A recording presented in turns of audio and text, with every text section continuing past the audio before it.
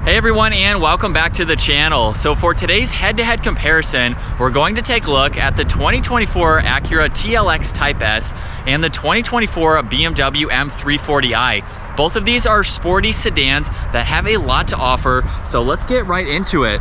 With the Acura TLX, for the TLX in general, these have a starting MSRP right around $45,000, and going up to the Type S, you can get into the $60,000 range depending on options that you go with.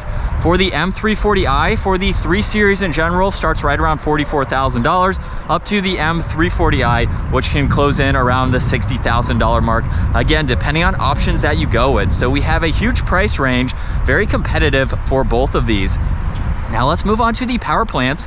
For the TLX, this has a 3-liter turbocharged V6. It's paired to a 10-speed automatic, pumping out 355 horsepower, 354 pound-feet of torque.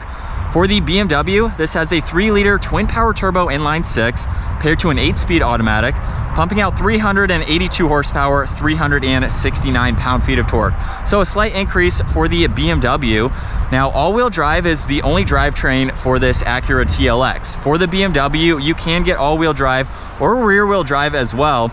And curb weights, 4,200 pounds for the BMW, 3,900 for the TLX. 0 to 60 is going to be just over 4 seconds and 4.6 seconds for the Acura. And then we have top speeds of 155 miles an hour for both of these sporty sedans. So on paper, they are very similar, but as you can tell in person now, let's move on to the exterior styling where they have a much different look. For the Acura, forward-facing sensor is the badge, and then there's the grille with a very nice design to it. LED headlights, of course, there's parking sensors, and then some cutouts down below. For the BMW, kidney grille, forward-facing camera for this model with all these sensors, and then a much larger lower section for that bumper. Headlight housings are also right off of the grille versus the separation with the bodywork there on the Acura. So completely different in their stylings, and the Acura has some different lines versus the lines that come down the hood for the BMW. Now, as we work our way to the side, check out the wheel options. The Acura is a lot cooler, I think, especially with this bronze as well as the red Brembos. For the BMW, we have the blue M Sport brakes. Really nice wheel design, but it definitely pops more, especially for this color combo for the TLX. Now, both of these do have power folding side mirrors. We have the 360 camera system for the BMW and just the turn signal for the Acura there. Now, as we take a look at their side profiles, they're kind of similar, I would say, in at least their lines with that rear glass there. We have some nice lines that run down both sides, at least at the height of the door handles, so you'll notice those on both sides. And then a little bit different of a design in the lower section of the door. Honestly, they kind of have a very similar vibe to them in how they look. Very low roof lines as well. Both have sunroofs too. Now in back, the TLX has this very nice gloss black spoiler, backup camera, LED taillights, there's all the parking sensors, and then that quad tip dual exhaust with some fins integrated into the lower section. Now in the 340, very, very small in comparison for that spoiler, but backup camera, LED taillights, parking sensors, and then you'll notice the diffuser and the dual exhaust is slightly different. Now as we work our way to the cargo space, we can use the key fobs, of course, for both, but in back, pretty decent amount of space with some storage bins on both sides. You can fold these back seats down, and then there's no storage underneath the floor.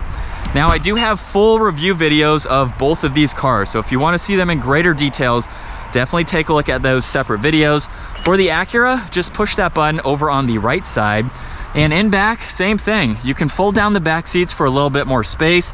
However, you do have a little bit of storage underneath the floor. You might be able to put a spare tire in here or remove this for extra storage space, so that is nice to see, but about the same cargo space as you would see over on the BMW. Now let's work our way to the back.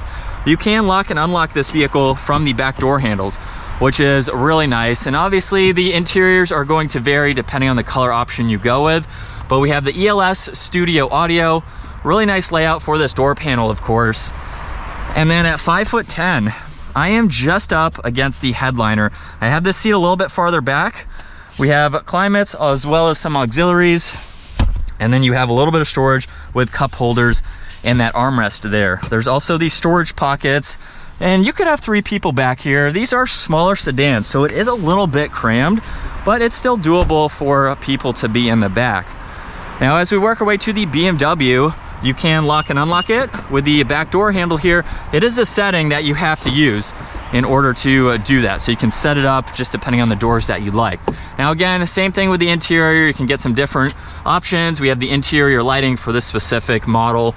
And then as far as the room goes in the back, probably about the same headroom. We have a little bit more climate adjustments with the auxiliaries and the vents there too. Right in the middle, we just have the cup holders. So there's no storage tray like you saw on the Acura. However, you can actually fold down the entire middle seat, which you cannot do on the Acura. We have the same bulge right in the middle too. So roughly the same. I feel like for the size, both are going to be very comparable. Now up front, let's move on to the door panel, where we have lock and unlock, all of your window controls, of course, memory seating adjustments, and a trunk release. And then let's start this up. Like I said, I have full reviews, so I won't go through everything in quite as much detail. But we have cruise control, you have volume, as well as your Bluetooth controls, heated steering wheel, paddle shifters. For the infotainment system here, the gauge cluster, you have some content that you can scroll through. You can go through a different layout here, and you even have adjustments for the head-up display. So you can go through that info as needed. So it's pretty configurable, which is nice. You get your headlight adjustments on one side, and then you have the massive screen with a lot of information that you can go through. So all of those icons, all of these apps, Apple CarPlay, Android Auto, you have a lot that you can go through, all of your climates, and then even your heated seats that you can get into as well. You have different trim options that you can get, of course, wireless charging, you have shortcuts to the infotainment system. We have that 360 camera system, different driving modes too, and then a little bit of storage in the armrest as well as in the glove box. So honestly, it's a very nice place to be. I do like the layout of this technology. It's not overboard. It's very easy to use, which is nice. Some people don't like the look of that larger screen. So if you don't, you can go with the Acura, where we have the trunk release, memory seating adjustments, very similar with all of those controls. They're about the same to get into as well. And when we start this up, you'll notice right off the bat, a little bit more traditional style with the gauge cluster and the infotainment. Now we have similar controls like you saw with paddle shifters too. We have adaptive cruise for this model, which was not offered on that specific BMW. But you can go through some info on the right side of the gauge cluster there. Not quite as much info, but you can scroll through some of that. And the entire gauge cluster is not configurable. So that is really all that you get for the gauge cluster. There is a head-up display as well. And you have some controls on this left side here for your heads up, your parking sensors, e-brake.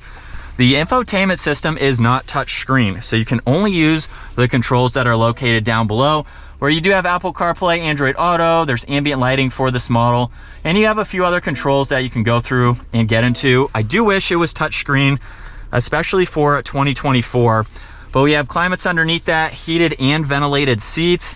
You have drive modes that you can go into, very similar to the BMW there, of course. Wireless charging, auxiliaries in the center there, as well as in the glove box too.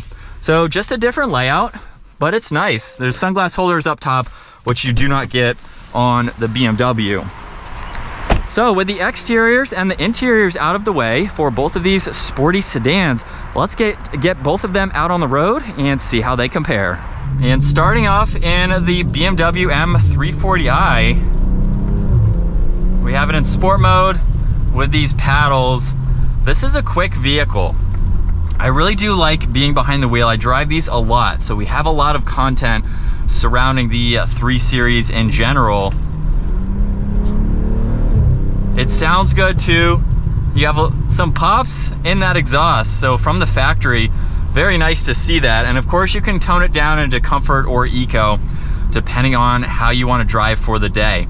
But this is what it's like to be behind the wheel for the 340i. Definitely a very luxury focused sedan with the option of having the performance with the M package and having the upgraded brakes, suspension, things like that.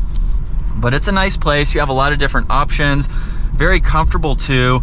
And I do like that you have the head-up display that you can go through a few different views. So you even have sport view to show you your tach and some of that information. but visibility is very nice. It's what you expect for a smaller size sedan like this. And even with the different driving modes, it's comfortable, quiet. It's a great place to drive this every single day, perfect daily. That gives you that added performance. Brakes do a great job too, bringing this to a stop. And then let's do another acceleration, just in normal mode, and we're back up to speed. But it's a nice place. I like the layout with the new screen. It's not hard to go through all of this either. The fact that it's touchscreen, it's right here within easy reach, and you still have the additional controls down below. But a nice practical sedan to be in. But now let's go ahead, swap cars. And behind the wheel of the TLX now, this is a very, very fun, sporty car. It is something that has certainly outweighed anything that I previously thought about it. I've never really been around the Acura, but I didn't really have a high bar set for this car just because I hadn't been around one. But after driving it, and especially with the full review video, taking it through some twisty roads, I am certainly impressed with not only the performance that this sedan has, but just how fun it is to drive on a daily basis. And for the price, what you are getting from this sporty style sedan.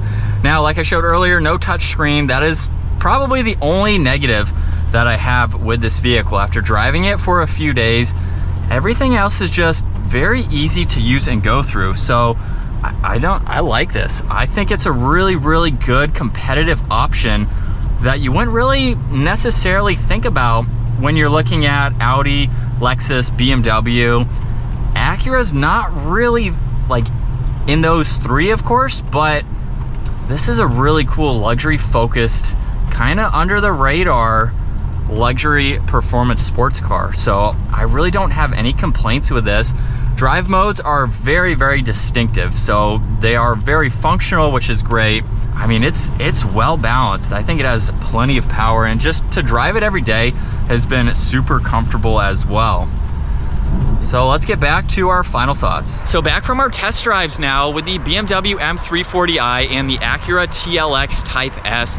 Honestly, these are both very fun, sporty sedans. I've been driving the TLX for the last week, and honestly, I have no complaints with it, minus the lack of that touchscreen infotainment. It's a very sporty feeling vehicle to do that type of driving. Same with the BMW M340i. Very sporty, a little bit more luxury focused, especially with the layout of the interior.